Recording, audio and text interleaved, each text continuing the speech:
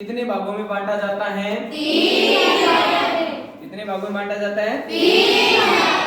पहला कौन सा है? वर्ण विचार। कौन सा है? वर्ण विचार। और दूसरा? शब्द विचार। कौन सा है? शब्द विचार। और तीसरा? वाक्य विचार।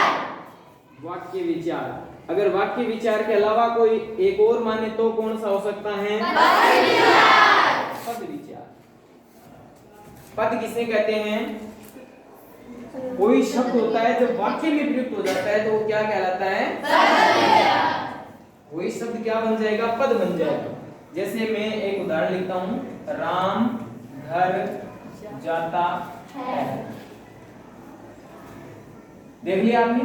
Yes sir. ये पूरा एक वाक्य, राम घर जाता है। जैसे मान लीजिए हमने अलग रख दिया घर, यहाँ घर है, ये शब्द है।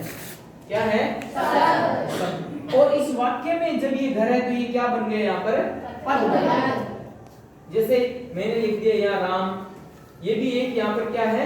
शब्द है। यानी ये भी संज्ञा का बोध करवा रहा है, ये भी संज्ञा का बोध करवा रहा है। ये राम है वो किसी व्यक्ति के नाम का बोध करवा रहा है, तो ये व्यक्तिवाचक संज्ञा हुई। और ये किसी एक समूह विशेष, यानी सारे जो घर है उन्हें हम घर ही कहेंगे, तो ये उस जाति विशेष का बोध कराता है। इसलिए ये कौन सी होगी? जातिवाचक संज्ञा। ये दोनों के दोनों क्या है? संज्ञा।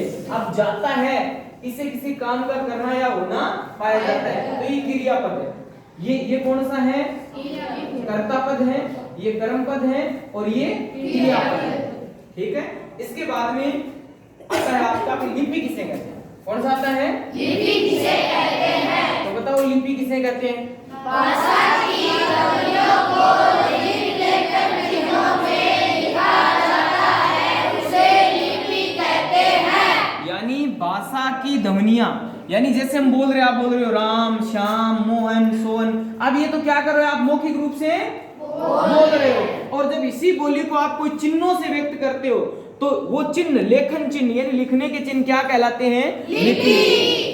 तो आपको मौखिक भाषा में कठिनाई होती है या लिखित भाषा में? लिखित भाषा में। लिखित भाषा में। मौखिक भाषा सीखने के लिए आपको क्या करना पड़ेगा?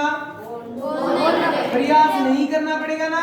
लेकिन लिखित भाषा सीखने के लिए क्या करना पड़ेगा? प्रयास। जैसे आपने क बोलना आसानी से पता नहीं कब सीखा, पता ही नहीं चला, लेकिन क लिखने के लिए बच्चे को बहुत सारे दिन लगते हैं।